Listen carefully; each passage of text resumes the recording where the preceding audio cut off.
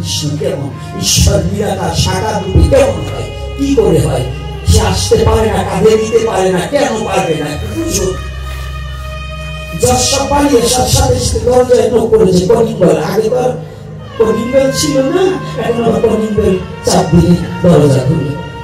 যখন কলিং বেলে চাপ দিয়েছে, দরজা খুলেছে, নাতি সম্মুখে এসে দাঁড়িয়েছে। এজলাসের পোশাক তো খুলে রেখে আসছে। এখন বলুন তো, এজলাসে যখন ছিল তখন সে কি ছিল? বাড়ি এসে এখন কি জজ আছে নাকি? এখন ভাস ভাষা ভাস। আচ্ছা বলুন, যত বড় জজ হোক, বউর কাছে জজ নেই, বউর কাছে কোন জজ হয় না। আচ্ছা বলুন তো, নাতি যখন সামনে এসে বলছে, বাবু আমি ঘোড়া খেলবো, কথাগুলো ভালো করে দেখবেন। যুক্তি যারা যদি বলি, যুক্তি না থাকলে ভক্তি দাঁড়াবে না। আর ভক্তি আনতে হলে কিছু সঠিক যুক্তির প্রয়োজন আছে কিনা? আচ্ছা এই দর্শক যখন বাড়িতে জিরাবার সময় নেই, নাতি এসে বলছে আমাকে ঘোড়া, এখন ওই সময় ঘোড়া পাবে কোথায়? বলছে দাদা ভাই এক কাজ কর, কি আয়, উনি হামাগুড়ি দিচ্ছে, আমার পিঠে পিঠেতে নাতি উঠছে, এবার কান ধরে বলছে, এই ঘোড়াটাই নিয়ে যান, পায়ে যান, ওই রুমে যান।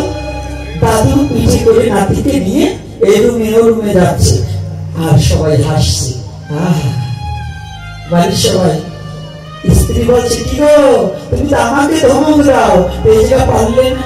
বলছে দেখো, তোমার ভালোবাসা আর আমার দাদু ভাইয়ের ভালোবাসা এক নয়। ওর কাছে আমি পরাভূত হই, ওর ভালোবাসায় আজ আমি মানুষ হয়ে ঘোড়া হয়ে গেছি।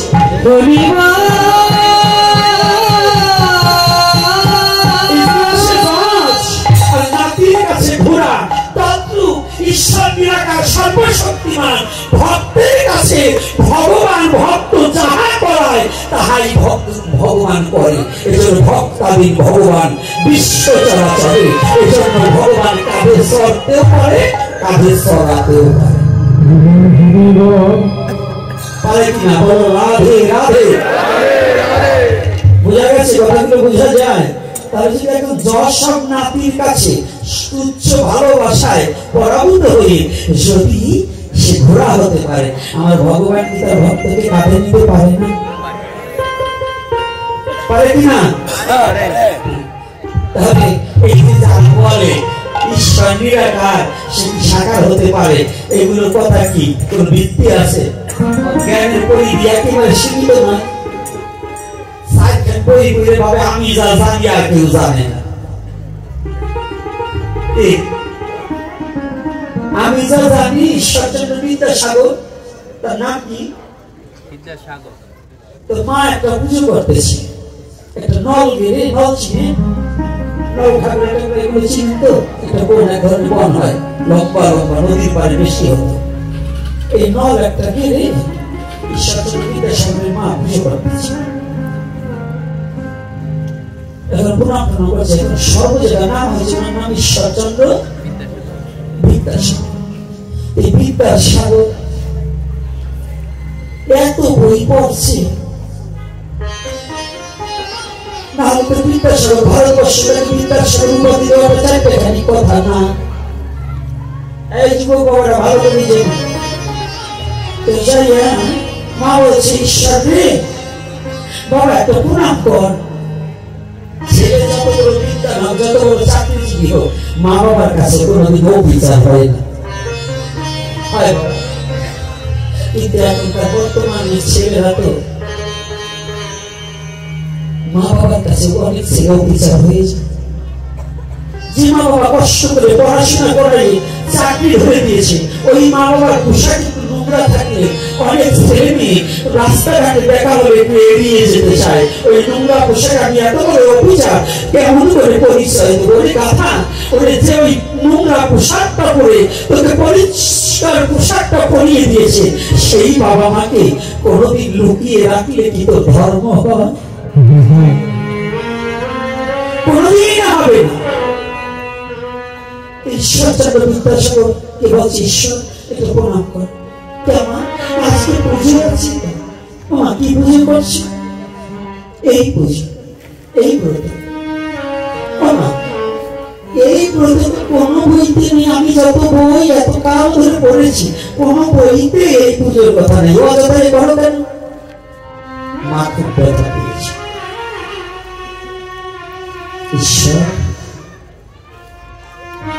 আমি তোর মঙ্গল সাধনের জন্য এই পুজো করছি, আর তুই বলছিস কোন বইতে এই পুজো নেই। যখন গঙ্গার ঘাটে স্নান করতে গেছি ঈশ্বর জন্য, দেখি নদী দিয়ে সাতখানা নৌকা আসতেছে। তো সাতখানা নৌকা আসতেছে, তো একটা নৌকার উপরে কয়েকটা বই, সিরা বই ওই উপরে ঝুলিয়ে বেঁধে আনছে। মানুষের ভালো জিনিসটাকে একটু দেখায় না, রাধে রাধে, কিন্তু সিরাটাকে সামনে রাখছে আর ওই নৌকার ভিতরে ভালো গুলো। স্নান করতে না করতে রাখতে চাই মাঝি নৌকাটা বেরিয়েছে। এখানে কি রয়েছে? সব বই, পিছনে নৌকা বসে বই, সাতটা নৌকাই বই বেশি। এগুলো ভিতরে সিরা কয়খানা বাইরে কেন? সিরা কয়খানা বাইরে কেন শুনবি?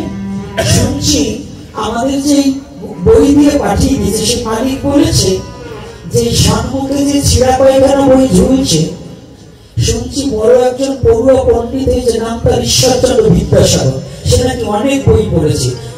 আমার মালিক বলেছে এই সম্মুখে যে কয়খানা ছিড়া বই রাখা হয়েছে কেবলমাত্র এই কয়খানা বই পড়েছে, আর এই সাতটা নৌকায় যে বই আছে এর সম্মান ঈশ্বরচন্দ্র আজ অবধি জানে না।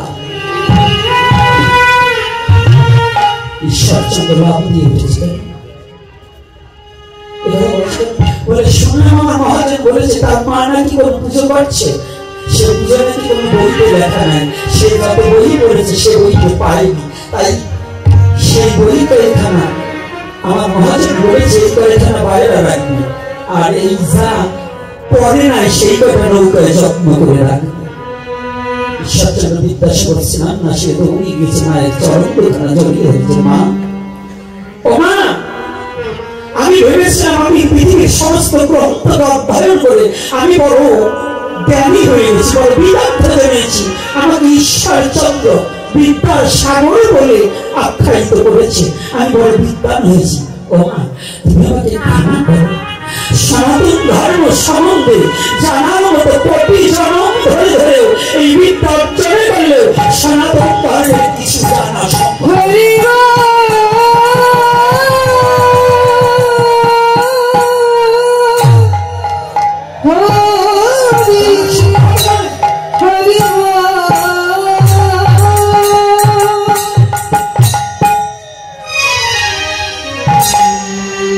তাহলে দুইখান বই করে কি সনাতন নাম জানা যায়? কি জানা যাবে? দুই তিনখান বই করে সনাতন নাম বোঝা যাবে? ভাব বোঝা বইটাই করে ফেলেছি, কিচ্ছু জানি কিচ্ছু জানি। পশুকুলের শ্রেষ্ঠ বীর ভগবান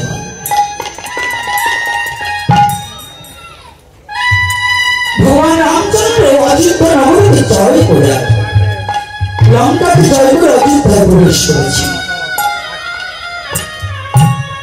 জয় জয়কার সারা অযোধ্যা নগরে রামচন্দ্রের অভিষেক হয়ে গেছে, রাজ অভিষেক হয়ে গেছে। আজকে রামচন্দ্র রাজা, পূজারীর হৃদয়ে আনন্দের বার্তা ছড়িয়ে পড়েছে। আনন্দের ভাবছেন এতদিন পরে আমাদের রাজা, আমাদের ভগবান, আমাদের প্রভু আজ ফিরে এসেছে অযোধ্যা নগরে। আহা, শুষ্ক লতাগুলো আঁশ পাতা মেলেছে।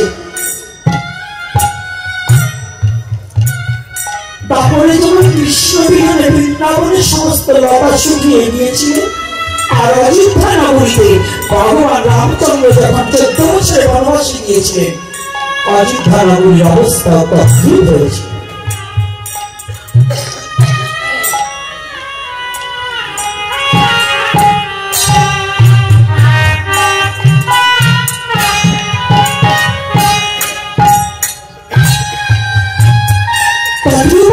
হয়েছে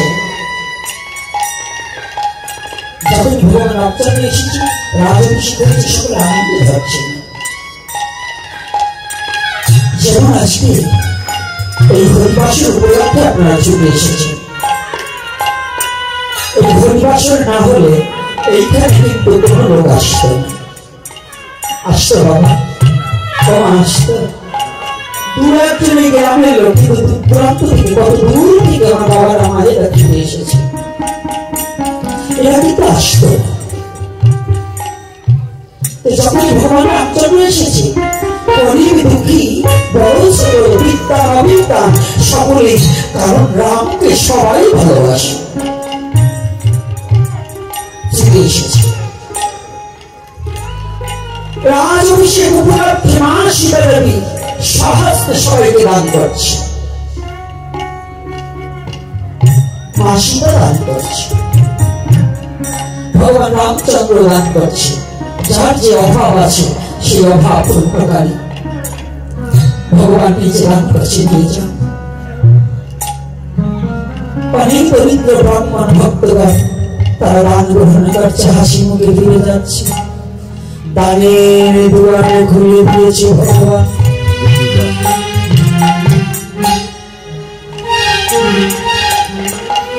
দানের দুয়ারে খুলে অকপটে দান করেছে।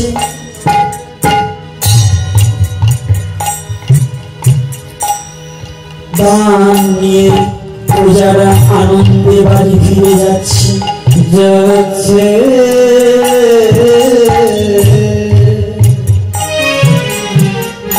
হনুমান অযোধ্যা নগরীর পাশে রাম মন্দিরের রাম আলয়ের পাশে একটা বৃক্ষের উপরে বসে বসে শুধু রাম নাম জপ করছে।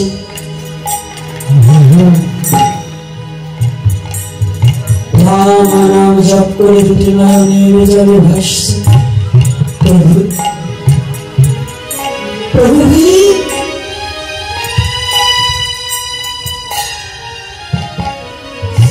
আমি পশু বলে জানবো, তথাপি তোমার কত বড় দয়া, তোমার কত বড় করুণা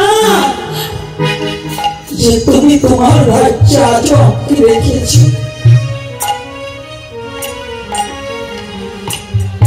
আমি পশু বলে জানবো বিধায় তুমি আমাকে তোমার রাজ্য থেকে তাড়িয়ে দাওনি,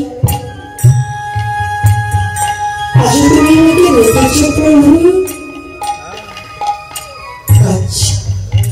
দুটি চোখের জলে ভেসে যাচ্ছে।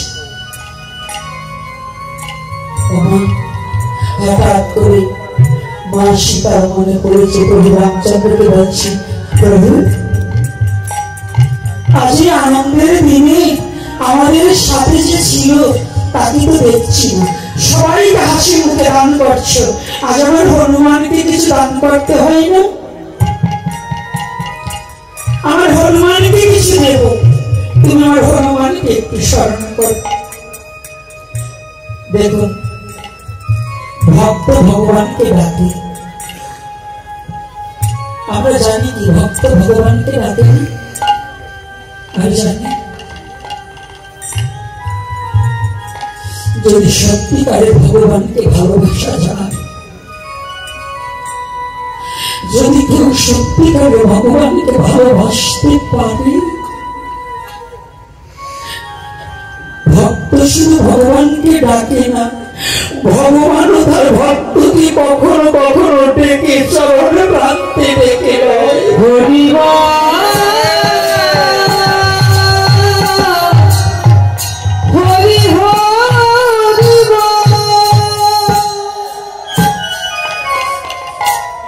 শুধু ভক্ত ডাকে না, বিশ্ব জগতে ভগবান চায় তার প্রিয় ভক্তকে কাছে পেতে। মা বাবা যেমন তার যে ভালোবাসার সন্তানকে কিশোর সর্বক্ষণ বলে, বাবা আর হোক না হোক আমার মরার সময় যেন তুই একটু পাশে থাকিস, তদিও ভক্তকে ভগবান চায় যত লীলা হয় আমার ভক্ত যেন আমার কাছে থাকে। ও বাবা,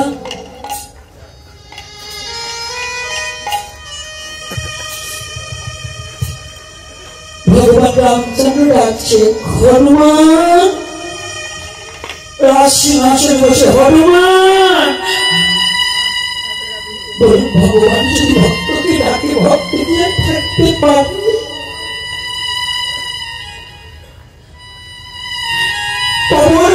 হনুমান তৎক্ষণাৎ ভগবান রাম আর সীতা বসে আছে, ভগবত প্রণাম বলে, সারণী প্রভু আমাকে এই দাসকে কেন স্মরণ করেছেন? এই দাসের কথা কি মনে আছে প্রভু?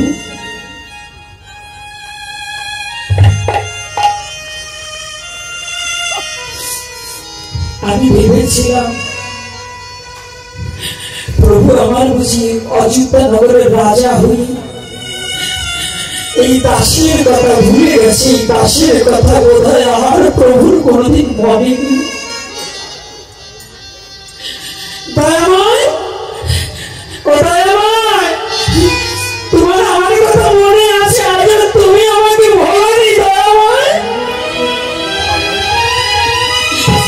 আমি তোমায় ভুলে গেলাম, তুমি আমাকে আজও মনে রেখেছো, তুমি আমাকে ভুলে যাওনি।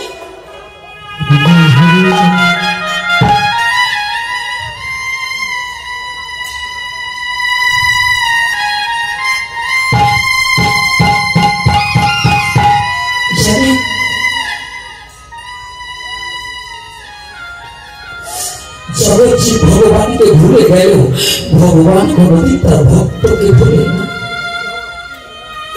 জগৎজীব স্বার্থের লোভে ভগবানকে ভুলে বসে থাকতে পারে, কিন্তু ভগবান কোনদিন তার প্রিয় ভক্তকে ভুলে থাকতে পারে না, কোনদিন ভুলে না। হনুমান এসে বলছে, প্রভু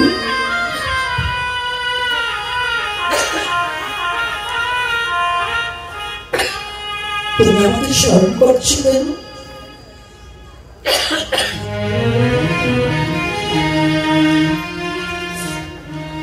হনুমান, তুমি এসেছো বাবা?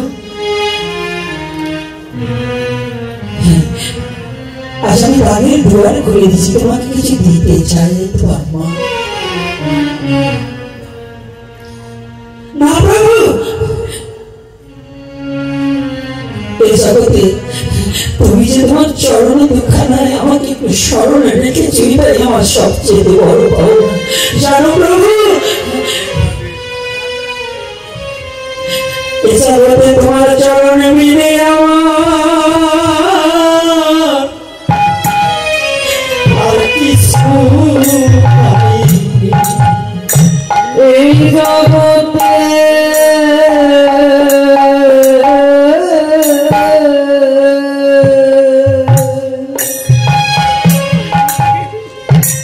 তোমার চরণ বিনে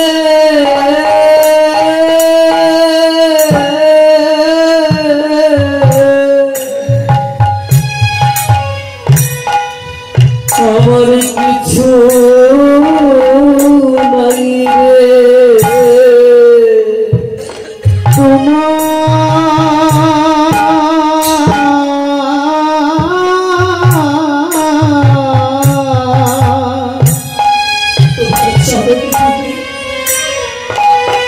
তোমার চরণ বিনে আমার কিছু নাই রে, ওরে তোমার চরণ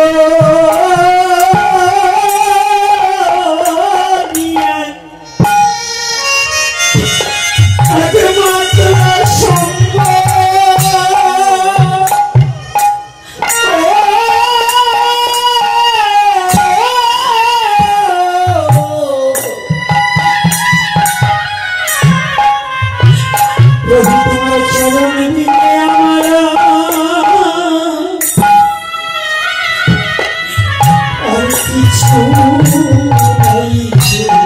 তোমার চরণ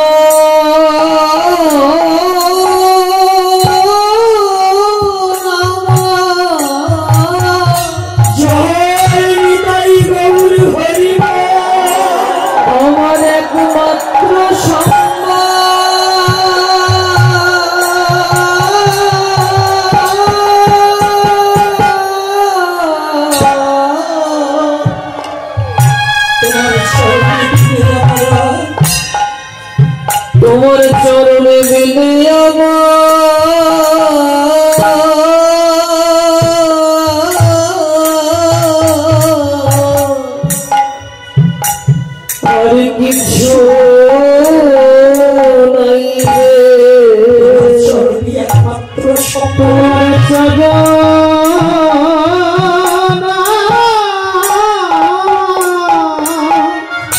একমাত্র সম্বল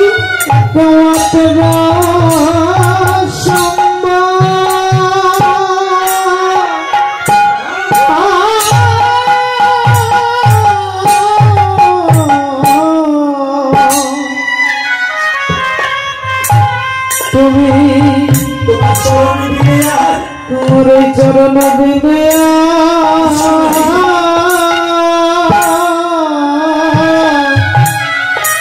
আমার আর কিছু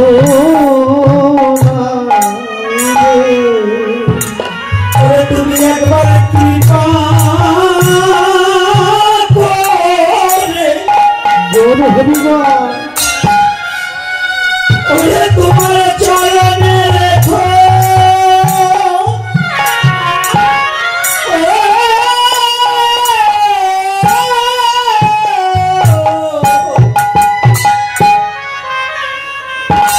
প্রভু তোমার চরণে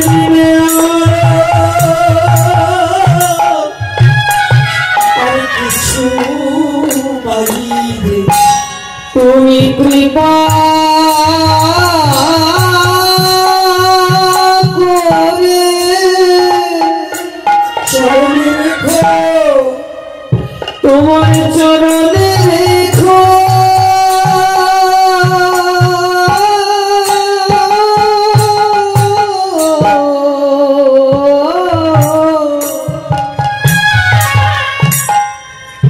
তোমার চরণ বিনে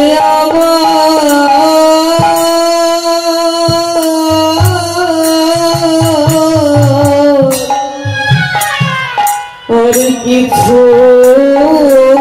নেই রে একবার কৃপা করে তুই আমার কৃপা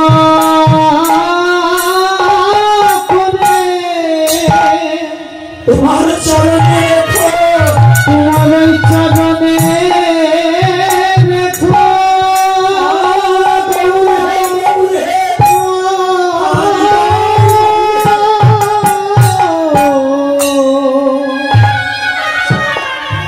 তোমার চরণ বিনে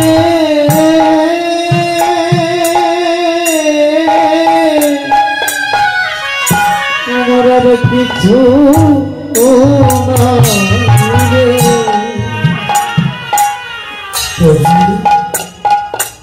আমার জগতে কোনো না ধনাং না জানাং না পরিচয় আত্মীয় সুখাংশা আমার ভাগ্যের পরিচয় কোনো কিছু চাই না শুধু তোমার রাঙা চরণে দুঃখানে আমাকে দেখো তুমি আমাকে তোমার চরণে ছাড়া করো না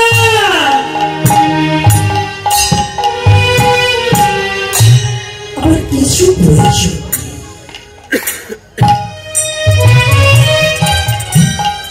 ভাঞ্জান প্রয়োজন কিছু প্রয়োজন নেই শুধু আছে তোমার চরণে যেন তোমার চরণীয় মতি থাকে সীতামা বলছে ভগবান আমার বড় ইচ্ছা তোমাকে আমি কিছু দেব সত্যি মা তুমি দেবী তাও তোমার ইচ্ছাই পূর্ণ হোক আমার ইচ্ছা নয়